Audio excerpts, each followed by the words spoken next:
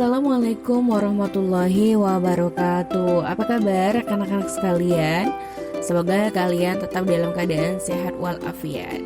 Jumpa lagi bersama Ibu di pelajaran PAI. Kali ini kita akan membahas materi jiwa lebih tenang dengan banyak melakukan sujud. Di pembelajaran kali ini kita memiliki tujuan pembelajarannya, yaitu peserta didik mampu menjelaskan pengertian sujud dengan benar, kemudian menjelaskan macam-macam sujud dengan benar, menjelaskan tata cara macam-macam sujud, dan menjelaskan hikmah sujud dalam kehidupan.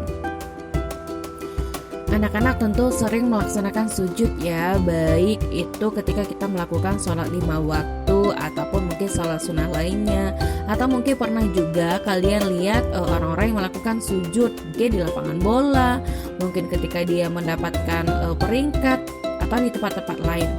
Nah, sujud itu sendiri punya pengertian dua ya. Yang pertama dalam Kamus Besar Bahasa Indonesia, yaitu berlutut serta meletakkan dahi ke lantai.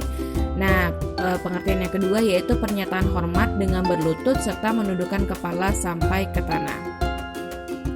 Secara maknawi, sujud ini berarti tunduk dan merendahkan diri. Maksudnya itu adalah tunduk dan menyembah kepada Allah Subhanahu wa Ta'ala. Kemudian ada beberapa macam sujud di luar sholat. Yang pertama adalah sujud syukur. Sujud syukur ini adalah sujud yang dilakukan sebagai perwujudan dari rasa syukur. Nah, sujud syukur ini dilakukan saat hati dan pikiran kita ini menyadari betapa besar nikmat yang dianugerahkan oleh Allah Subhanahu wa Ta'ala. Sedangkan sujud yang kedua yaitu sujud sahwi. Nah, sujud sahwi ini secara bahasa berarti lupa terhadap sesuatu atau lalainya hati terhadap suatu perkara. Sujud sahwi ini adalah sebutan untuk dua sujud yang dilakukan oleh orang yang sholat untuk menggantikan kesalahan yang terjadi di dalam sholatnya. Kenapa? Karena lupa. Yang ketiga adalah sujud tilawah. Secara bahasa, sujud tilawah ini berarti sujud bacaan. Nah, sujud tilawah ini dilakukan ketika membaca ataupun mendengar ayat-ayat sajadah anak-anak. Nah, bagaimana cara melakukan sujud-sujud tersebut ya? Yang pertama, ini tata cara sujud syukur. Sujud syukur ini dilakukan dengan meletakkan semua anggota sujud yang terdiri dari dahi, kedua telapak tangan, kedua lutut, dan kedua ujung jari kaki di lantai. Nah, anak-anak, sujud syukur ini dilakukan seperti sujud dalam sholat seperti biasa ya. Hanya saja, sujud syukur ini cukup dilakukan dengan sekali sujud. Sedangkan untuk sujud sahwi ini dilakukan sebelum maupun sesudah salam. Nah, sujud sahwi ini dilakukan sebelum salam kalau misalnya muncul keraguan ya terjadi sebelum salam. Nah, dalam situasi seperti ini, seseorang yang sedang melakukan sholat ini melaksanakan 2 kali sujud terlebih dahulu sebelum salam. Sedangkan sujud sahwi ini dilakukan setelah salam apabila munculnya keraguan atau datangnya informasi tentang kekurangan atau kelebihan rakaat sholat diperoleh setelah sholatnya selesai. Kemudian untuk tata cara sujud tilawah ini dilakukan di dalam sholat. Misal ya, kalian lagi imaman atau dengar baca sajadah, imamnya baca. Nah, itu dilakukan dengan cara bertakbir setelah dibacanya ayat sajadah tanpa mengangkat tangan. Kemudian dilanjutkan dengan sujud 1 kali.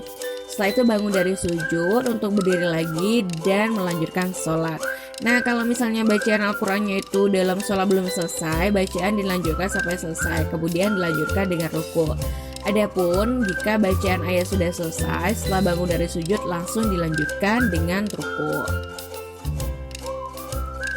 Ada beberapa hikmah yang bisa kita peroleh dari sujud dalam kehidupan ini. Pertama, mendekatkan diri pada sifat tawadu, menjauhkan diri dari sikap sombong.